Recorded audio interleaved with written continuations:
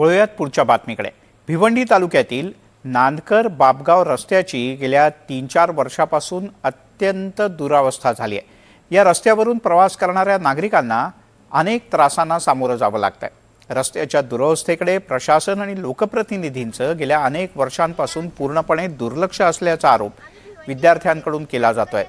दरम्यान या रस्त्याची दुरवस्था आणि विद्यार्थ्यांना होणारा त्रास शाळकरी विद्यार्थिनींनी चक्क हातातल्या पाणी पिण्याच्या बाटलीचा मोबाईल केला आणि मुलाखत घेऊन सोशल मीडियात हा व्हिडिओ सुद्धा मोठा व्हायरल झालाय। विद्यार्थिनींनी स्वतः रस्त्याची परिस्थिती दाखवली आणि या मार्गावरून प्रवास करताना होणाऱ्या अडचणीही मांडल्या।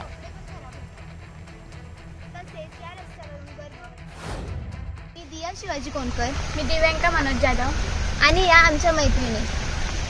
आम्ही भिवंडी तालुक्यातील नांदकर या गावात राहतो। हा नांदकर बाबगाव रस्ता आहे। या रस्त्याची दुरावस्था बघा।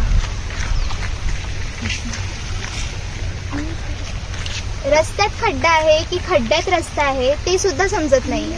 आम्ही रोज या रस्त्यातून शाळेत 2 किलोमीटर चालत जात असतो। या रस्त्यातून जाताना आमच्या अंगावर चिखल उडतो, ज्यामुळे आमचे कपडे पण खराब होतात।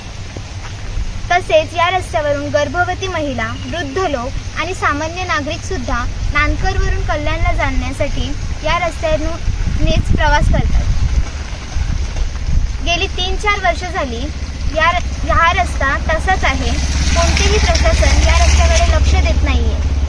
आमची मुख्यमंत्री साहेबांना एक नम्र विनंती आहे की त्यांनी या रस्त्याकडे लक्ष द्यावे आणि आमचा हा रस्ता व्यवस्थित करून द्यावा, जेणेकरून आम्ही शाळेत नीट जाऊ शकू। धन्यवाद।